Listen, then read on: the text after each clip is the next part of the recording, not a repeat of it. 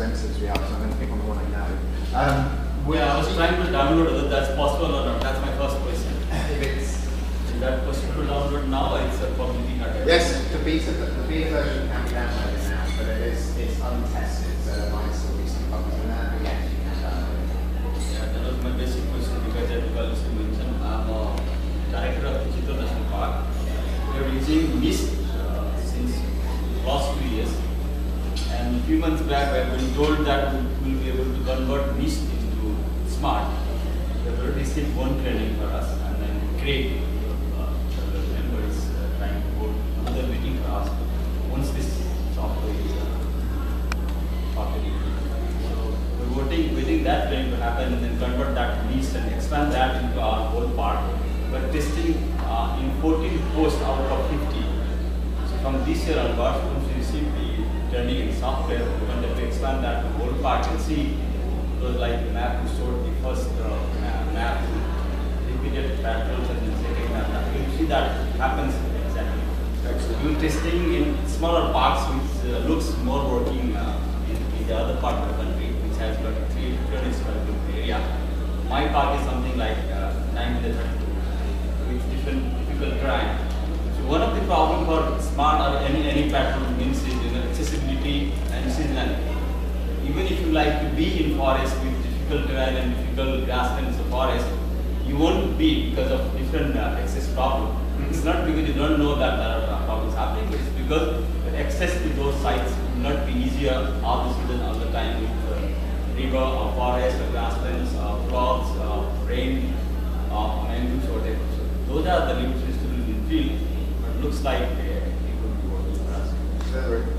The suggestion made by here is that instead of being free, people pay for this software. Would the government of the board be willing to pay a very small fee to use this database? I mean, when we talk about sustainability problem, that has to be decided by a system of partners, including governments and other. It should be. We don't know about different levels of governments or funding receiving and other things, but it could be. Great. I think that the fee. Two more questions and then Lily back again. So, Edgar? This software has been introduced mainly for law enforcement, to sort of the safety systematic species. But with regard to this, first I forgot to say, my name is Edgar Kreslin, I work for FAO. In the forestry department, there's a position on wildlife and protected area management. That's the position I have. So I was talking with David about a CHEF project on bushmeat in Central Africa that we're just starting implementation. It's 100% community-based wildlife management, and I was wondering if you train community people, give them a pencil, paper, and a GPS to go out. They could encounter snares and things, and they should make notes of them and track them, give the GPS position, but at the same time, could they also take note of the sightings of animals, the ones that where we're interested to find the population, know the population densities, or signs, tracks of animals, like all these kinds of information. Could that information then later be combined with a sort of a robust population density software, so that we can? That would be amazing. Then we could have a picture, GPS picture. We see which areas we have not really surveyed, where we need further monitoring, and then maybe come up with I don't know if it exists, sort of a population density estimates that can be used to see if these animals can be further hunted or they cannot because the densities are too low. I mean, I think we should be very, very clear here. No, in many answers to your question, I think we were very, very cautious about having something that we think can then give us population density estimates for wildlife. This is not very specifically not a tool that's going to just is the most effective tool for developing a monitoring program at the level of you're talking about there. There are better tools out there, there are better approaches out there, pre-existing. Saying that, it can do a very good job of encouraging people to observe, record, and display things they see. Absolutely. So we should encourage people to say, you know, I saw this or I saw that, and I did that, and to be able to present on a visually engaging and simple way. That I would encourage people to do, and that has great potential for doing. And that can be a form of monitoring, but we should be very clear that there are much better ways of being able to monitor. The classical methods I know, it's a transect method, so you have I did point counts in lowland Amazonian Ecuador, with bird counting. So these are sort of the classical methods, and with these data you can then come up with estimates of population densities, but probably they still. But we should talk on an aside, because there is an evolving set of tools using patch occupancy that would let communities do some of that. Yeah. It's not hard or smart. The patch occupancy has huge potential for using presence and absence data to tell you something really interesting about trends. So you need to email me, that would be great. Can I comment? Comment and then no, comment on this. What's that? It's connected to that. Are you? Yeah. I am coming. Sorry, that's all right. Because otherwise people will just forget about. I just wanted to say that I think it's important here to distinguish between, again, what type of tools we're talking about. There are tools which I'll be presenting at 4 o'clock in the Google section, which we're testing in Tanzania using our instant DRC to do exactly what you're talking about. There are tools which allows you to collect any field data. Doesn't matter. Are you doing distance sampling? Are you doing HIV household surveys? Are you doing tools out there which are scalable and automated? So we're using that tool to teach communities how to do distance sampling in instant DRC now for the next 2 years. And that tool is going to be used with smartphones and tablets by scientists, but then also by the communities, because we just cannot cover such a huge area of DRC. So communities play very important. Now going back to the communities with Japan, we tried in Tanzania for 1 year, 16 forest months, 16 villagers, collected more than 36,000 observations. It's impossible to take all this paper and digitize it. So forget about paper and point when it comes to communities, because you increase so much more people, the volume of data that you're going to get, it's not as high quality as scientists, but it's so huge that you cannot digitize. So we're very strongly committed to use this open source field data collection for biodiversity, which goes beyond individual communities. But I agree. I think even though the tool is totally focused on helping protected area management, I think it will be a missed opportunity not to bring the communities on another side of the equation and increase the communication. And again, if we're all bringing this into the cloud, you can share it with the world and with each other as well. When's your session today? At 4 o'clock. It's right there.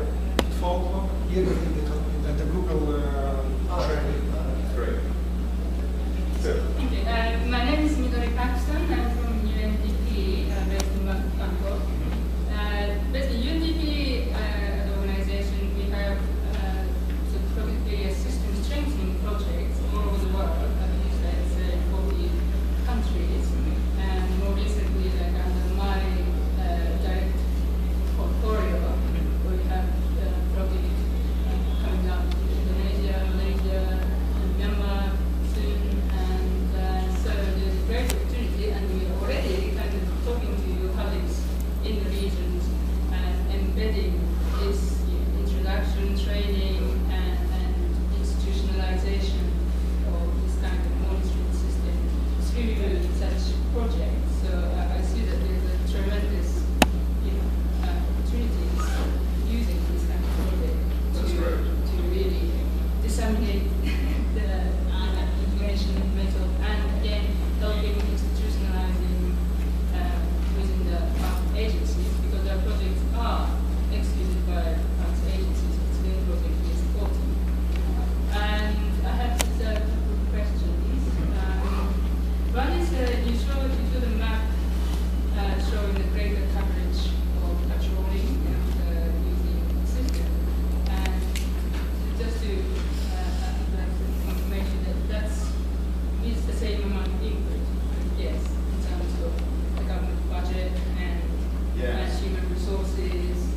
what the first map showed was that basically the patrol group just went back to the same trails all the time.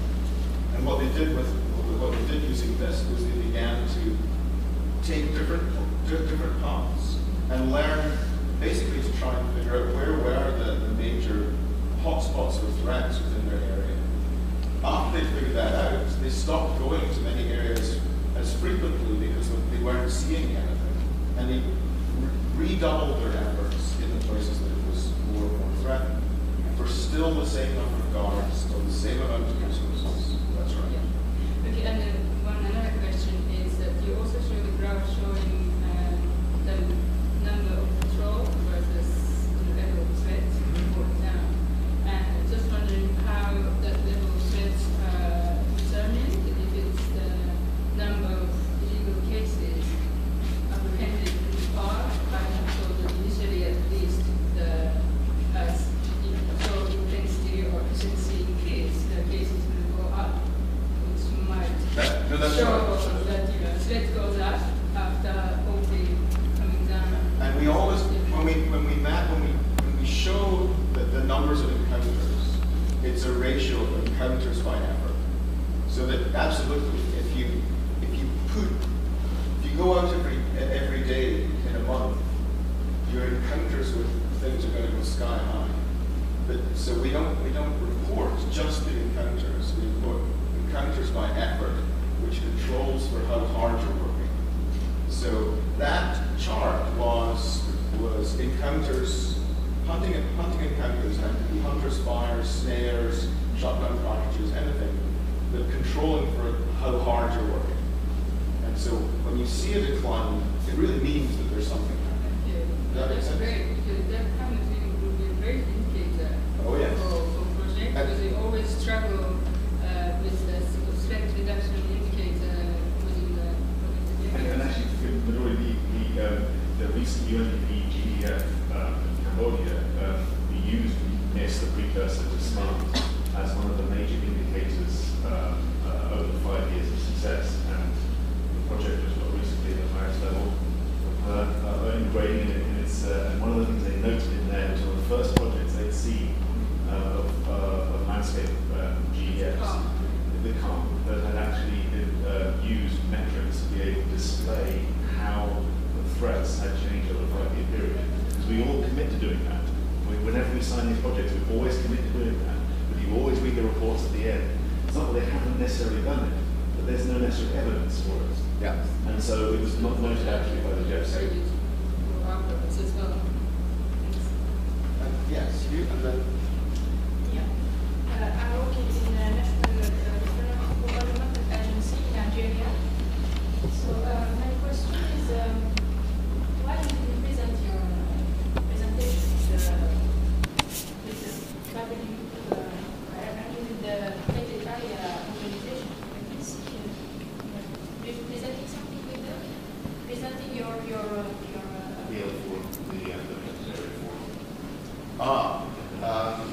That wasn't our decision. That was the decision by ICN. So we didn't have any choice in that. And another point, it's better also if you can present it with either the UNDP organization. They have the World Organization for the National Parks. Like this, you can go directly with the governmental agencies. When we present it like this, the governmental, it's like you are business persons, or they don't give you attention. But with the UN organization related to protected areas, you will have more effective support. Absolutely. Directly for all the countries. No, and you're absolutely right. This was our first launch of talking about this in audience. We expect to do this in a lot of different places with a lot of different organizations because we want as many people to know about this as possible. You have to see what is the next national world meeting, and you have Exactly. So we do. So the next meeting is coming up to the World Ranger Federation meeting, and we're presenting Smart at that federation meeting, so hopefully we'll hit numerous range of federations across the world. We're also going to be hosting a meeting in Washington, D.C., because lots of the NGOs are in D.C. So we've got that kind of rollout plan. You've got the World Parks Conference coming up as well. Yep. Yes. So there's another place. Yeah. Of course. My question is also, we have a set of our matrix of data, obviously the GPS, and we are looking for this kind of information. We are using we're starting to use ArcGIS, but we are lost. I can't say that. And so is it possible to with our matrix of data? We are looking for this high level hotspots, biodiversity, and high level spots of coaching. We have our data, and we are looking at we want to have this kind of maps. You can do the second, but it's Not not the the first. best tool for the first. So Yeah. the first and biodiversity Okay. It's but the an second, indicator. the nice thing also of this is that it might need a little bit of work, but it can, if you have stored data in most formats, it will be possible to import it into the system. Depending on the nature of the data and how it's stored, it will take different amounts of effort. So, I don't know how it's stored at the moment. It's reports. GPS reports. Oh, they're not. Then using that. For 6 years. Yeah, no, That'd be amazing. That's actually something that's already part of the module. So and we can use Yep. And one of the key things we wanted to do in developing it was not make everyone who wants to use it start again. So we explicitly made sure that previous waypoints from GIS systems or from NIST or from Cybertracker can automatically be imported so that people can switch over without losing 10 years of data.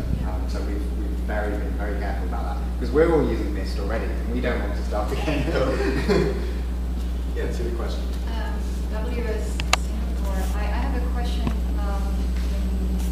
the security of the data, because would you be at all worried that this kind of database, if it's so broadly available, can actually become a tool for poachers to map out where is your patrolling, where is, I mean, I think what has to be looked at also, which I have experienced in these countries, is that the law enforcement often doesn't work because the salaries people get are not competitive to, to the money they can get out of dealing with illegal wildlife trading and all that.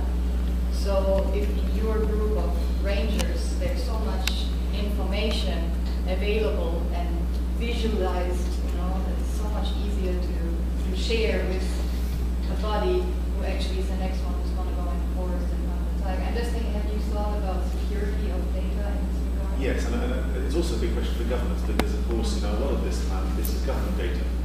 This isn't, it doesn't belong to WCS. And I mean, we all, I'm sorry to say that, but we all know there is still a lot of corruption and there is still a lot of difficulty in law enforcement. We've been having a lot of conversations with donors who've made that very specific point, and lots of donors also think it would be great to put this data up on the cloud, for example. We're specifically keeping away from that for exactly this reason. Yes, data always can be leaked, but we want to make sure, really, whoever's working this database should be one individual who gets the data from all of the rangers and then produces printouts for monthly meetings or whatever it is. And the database can be locked and passworded, so only people who have it on their computer have access to the whole thing. There's always leaks with individual rangers, but you should also be able to say, if there's leaks happening, when you've got it all computerized like this, you should be able to figure out which ranger or which sector the leaks are coming from, because that's where your catch per unit effort will drop, and you'll be able to see where there's issues. So it actually gives you a tool to find out which rangers are the corrupt ones, or the ones not working very hard, because you can compare. If one sector's not working very well, you move the rangers around, and then wherever the bad rangers get moved, their catch per unit effort will drop. So you'll be able to figure out, because you've got the data, where the issues are and who's performing and who's not. Let's also finish the point on the ownership, the protection of data. Some governments and some will want to use this and not share the data. It's fine. That's absolutely fine. So I mean, there's going to be groups where they want to do it, they want to use this tool, they want it to improve their own management. but that's it. We will never see it. That's absolutely fine.